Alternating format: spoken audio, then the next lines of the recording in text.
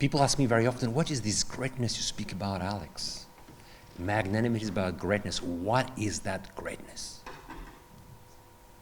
Well, that greatness is fundamentally a vision of yourself. When you're a Christian, the vision of yourself, you're a son of God, you're a daughter of God. You have a foundation for magnanimity. Aristotle was used to say, a magnanimous man is a man who considers himself worthy of great things. Imagine you're children of God. We're children of God. We are daughters and sons of God. There is nothing more than this to make us worthy of great things. And the great thing for us is, of course, holiness, human and supernatural perfection.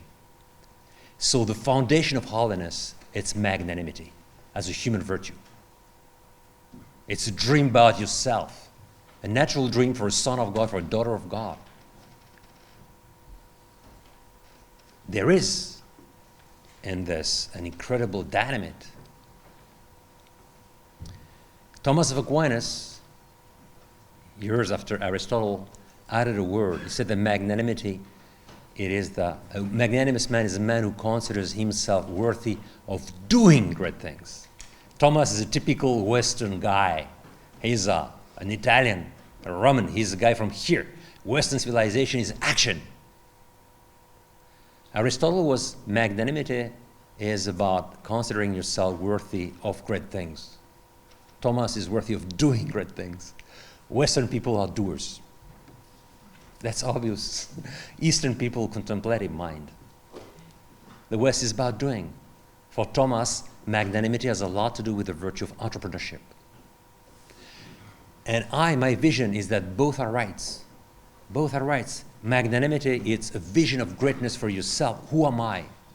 And at the same time, it's a vision of doing great things. You need both. And I say to my students all the time, you need both, guys.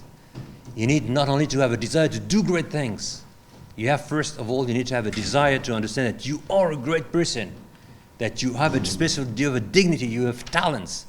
So those two definitions, I would say, of magnanimity are very important for people nowadays. The contemplative part of magnanimity, who am I? And the second part, which is the action part, because a magnanimous person is not only a person that has a dream. A magnanimous person is someone who transforms his dreams into a mission, into action. Just to dream is not magnanimous. Many people dream, but they do nothing with their dreams. You have even people who dream in order to enjoy the dream. Lack of self-mastery. They just dream to enjoy it, to have pleasure in the dream. This is not a magnanimous dream. The magnanimous dream is a dream of a doer, of someone who, when he dreams, he already sees the natural consequences in practice of that dream. He already does it. His dream is already a mission. It's not anymore a dream. That's why the magnanimous people are very dangerous. Because when they dream, it's not for fun. It is not to enjoy the dream. It's to implement the dream. Pusillanimous people dream a lot to enjoy the dream. Magnanimous people to implement the dream. This is what they are interested in. It is in the implementation, the action, the mission. Sense of mission. A sense of mission has a lot to do with magnanimity. A problem, as Father was saying today, which is in a Christian environment, it is that many people don't understand really the meaning of magnanimity because they have been educated in humility. That's the bad thing. Humility is a beautiful word. And in the Catechism of the Catholic Church, this word is more than 100 times written. But the word magnanimity only once. So I'm not an idiot when I'm saying that we are educated in humility. It's a fact. If we are educated by the Catechism, then we are educated in humility, but we don't have a vision of what magnanimity is about. I'm not saying that the popes are idiots. No, I love the Pope. I'm just saying that there should be something done here at that level. Many people are educated in humility. They know the word humility, but they have not been educated in magnanimity. I think Thomas of Aquinas was a great writer about this topic. He was a great writer about how magnanimity and humility fit together. But I'm sure he was not followed. He was not followed. I promise you. People have never heard about magnanimity. People didn't read Thomas. And probably was not followed because certain Christians thought this is too dangerous. Imagine a layman, laywoman thinking about magnanimity. I have to be magnanimous, I have to be a dreamer, I have to be a doer. I am something, I have a son of God, I am a daughter of God. Too much. Remember that guy, he is a creature. He has to be humble. So something has happened in our Christian education that's wrong. We have been educated in modesty. And that's wrong. C.S. Lewis was used to say, if you are truly humble, you don't need modesty. If God is happy with the work has to be happy of himself. Modesty is a very small virtue compared to humility, which is the habit of living in the truth. And we meet a lot of Christians, and we mentioned this today, it's a real problem, who are not capable of speaking of their talents. They are afraid of their talents. They never read the parable of the talents pronounced by Jesus Christ 2,000 years ago. They don't understand that you have to know your talents. You have to be aware of your talents. You have to speak about your talents with naturalness, without boasting, but with naturalness. A young boy, a young girl should be able to speak about her talents naturally. If she cannot do that, or he cannot do that, then you will not have a magnanimous boy or a magnanimous girl.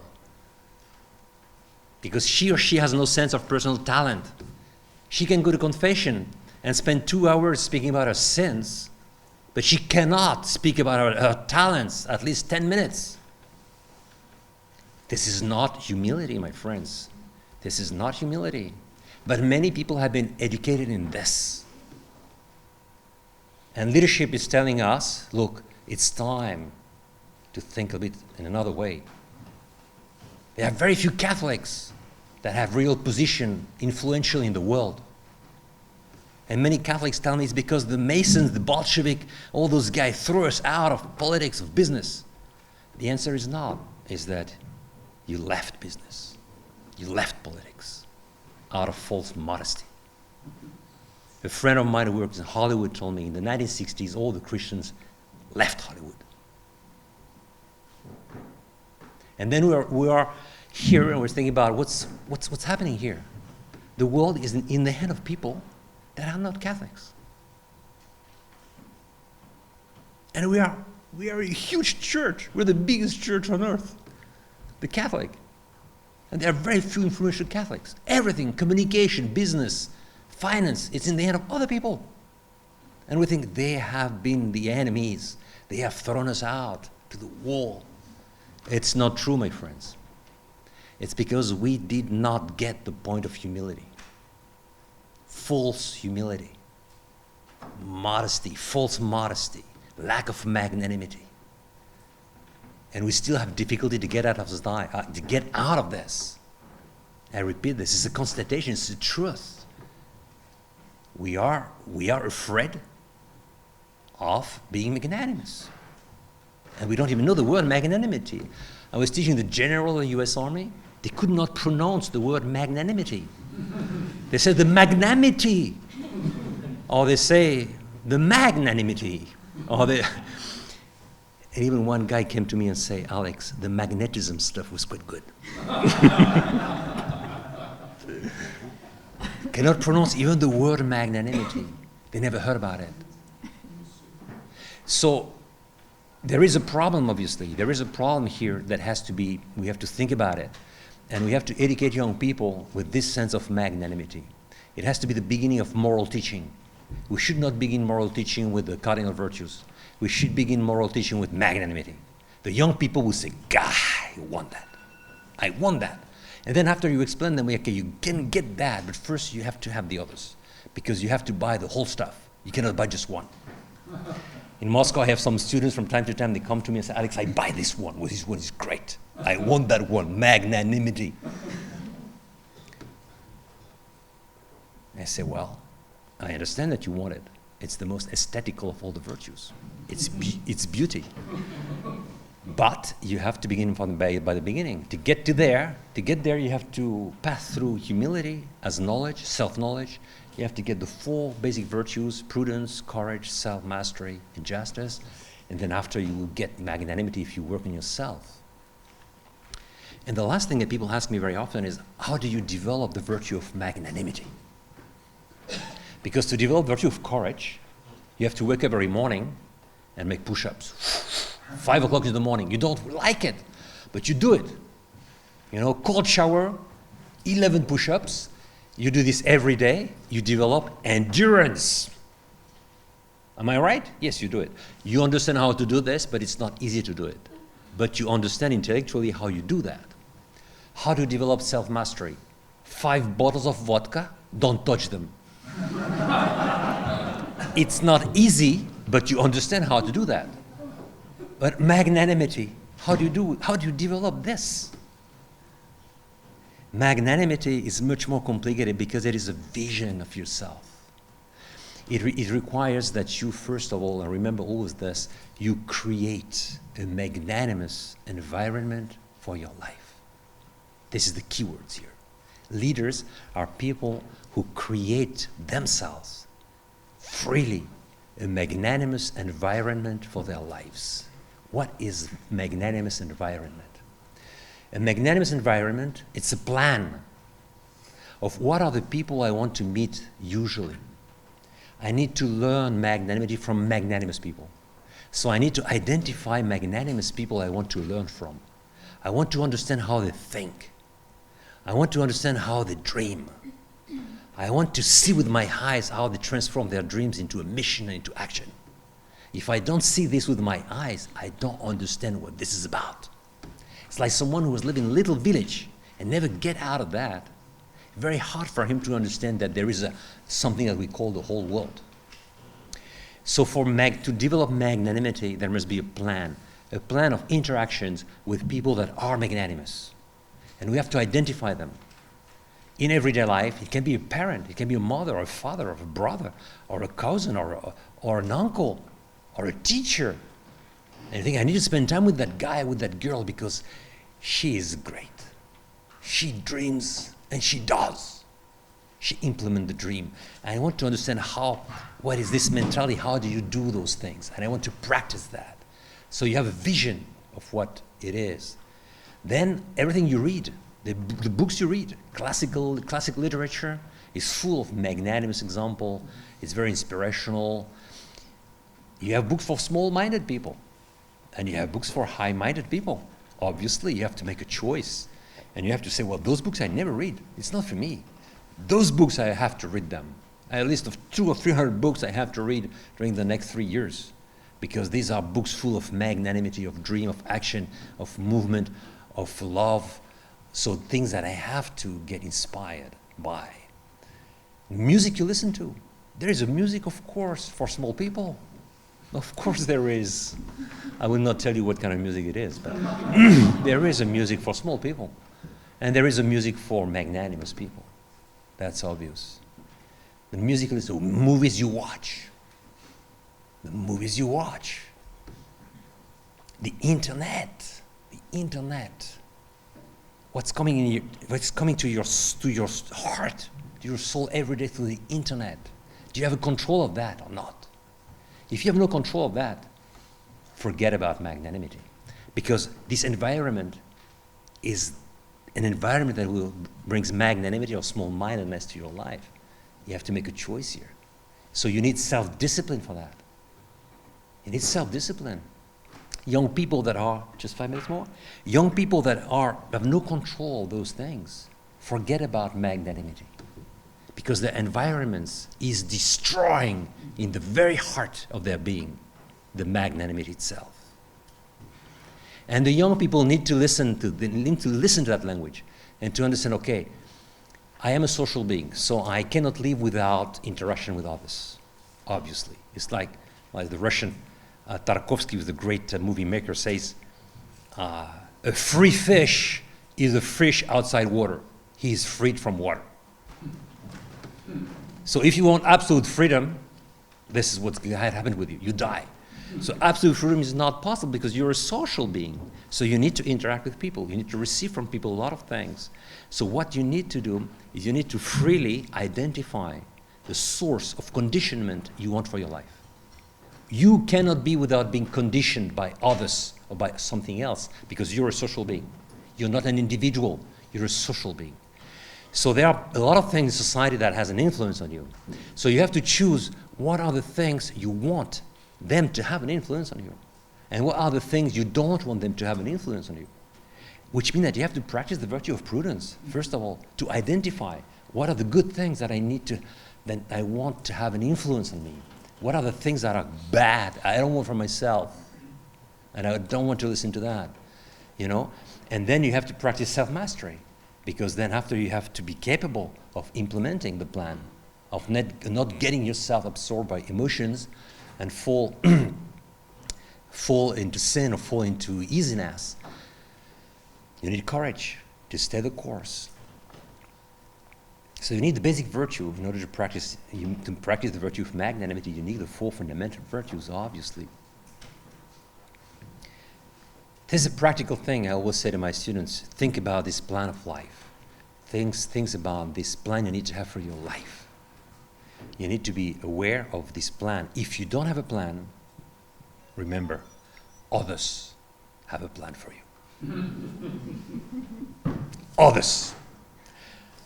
The business people, they want to sell you something. The people in ideology, they want to transform you into something. Other people have a plan for you. They have thought about it for years, for decades, sometimes from centuries. And you are not aware of that? And you don't make a plan for yourself? Not only to protect yourself from that, but in order to build something serious in your life? You're naive. You completely lack of prudence. You don't understand where you're living. You have no control of your life. You're manipulated by others. Young people need to listen to this language, because they live in a very hard world and they don't understand what's happening. And they don't build their life. They think they are free, but they are not free. They are totally manipulated, because there is a lack of magnanimity in their lives. There is a lack of control. And this lack of control comes from a lack of plan of life. A plan of life, it's also a moment of prayer every day. It's a moment for contemplation, for reading. And I say to the businessmen who come to me and say, Alex, I have not much time for that. I say, well, in your office, you tell your secretary, people call, tell them I am in a meeting for 30 minutes. I don't answer any call. And you have 30 minutes where you're in a contemplation. Don't tell me you have no time. It's a meeting, and it's the most important thing in your life. Your business is nothing if there is no that. Your business will kill you. And you have to have control of your business if there is no plan of life every day for yourself. You have to have a control of your life, and you have a control if you follow this model that you have settled for yourself. If you don't let yourself absorbed by the external world that wants to make you a chimpanzee. So leadership, you see, is something very attractive, because leadership is something that is telling us, look guys, life can be incredible. It's demanding because you have to practice the virtues, but it can be an incredible thing. And instead of thinking about ruling others, you have to think about, first of all, thinking about yourself. Thinking about what is the man or the woman I want to become. These are basic questions. And without those basic questions, then there is no leadership at all. So leadership, I repeat, it is not a position. Leadership, it's a way of being. It is this vision that I am responsible for my life. I want greatness for myself. I want greatness for the others. In a Christian language, it's I want holiness for myself, and I want holiness for the people I am in charge of. This is what it really means for us. When I speak about the human virtues are the foundation of the supernatural ones. Faith, hope, and charity. Thomas was saying all the time, grace needs nature. No nature, no grace. So by developing this, leadership, you develop the human aspect of holiness. You develop those human virtues without which there is no holiness. Piety is not a substitute for lack of human virtues. It is not. With piety alone, you create strange people. And we meet those people very often. Pious without virtues. So, I finish here because I have to be just. with you, with my friends. And, well, I hope I transmit to you the essence of what a virtuous leadership is about. Thank you.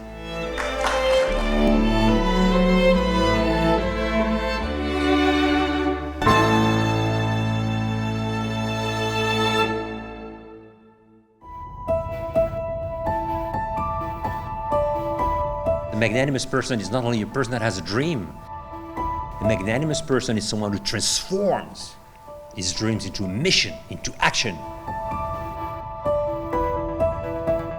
Alexander Havard, Catholic inspirational speaker and leader of the Virtuous Leadership Institute, shared his knowledge with students at the Pontifical University of St. Thomas Aquinas in Rome.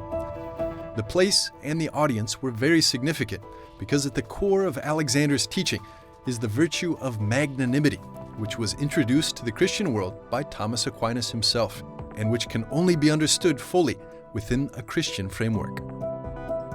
The ancient Greeks has the idea of what they call megalopsychia, which was the greatness of soul. It was a virtue. And for Aristotle, the virtue of magnanimity is the virtue of a man or woman who considers himself or herself worthy of great things. So this virtue, of course, can be Christianized because we Christians were children of God. So we are worthy of great things, obviously.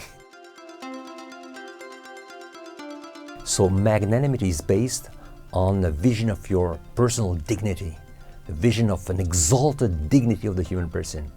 So if you understand what it means to be a child of God, to be a daughter of God, to be a son of God, then you have all the foundation to practice the virtue of magnanimity. While magnanimity is a virtue that fully embraces Christian meaning, it's rather unknown. Alexander says that unfortunately, out of a false modesty, magnanimity is being forsaken. But without the virtue of magnanimity, it's impossible to strive for holiness, which is the aim of life for every Christian. To explain it, Alexander recalls the parable of the talents. Because those talents come from God.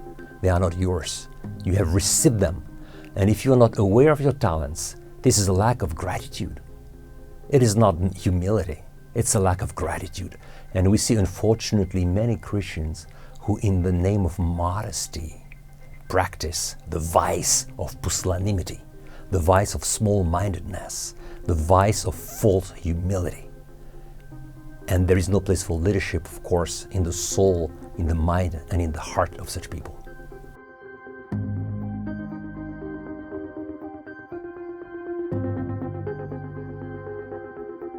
There are very few Catholics that have real position, influential in the world.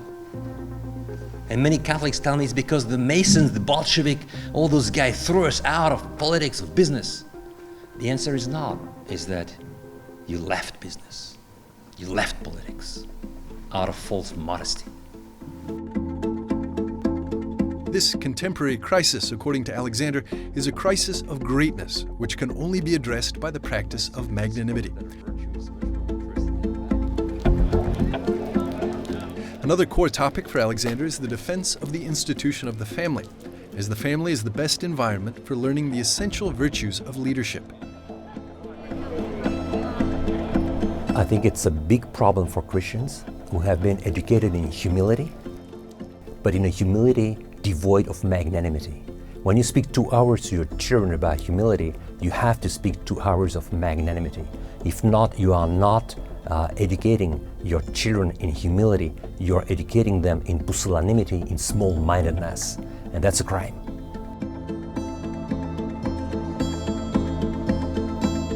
Alexander is convinced that God creates every person to strive for greatness. And he even left his career as a prominent lawyer in France and Finland to dedicate all of his strength to igniting hearts for greatness.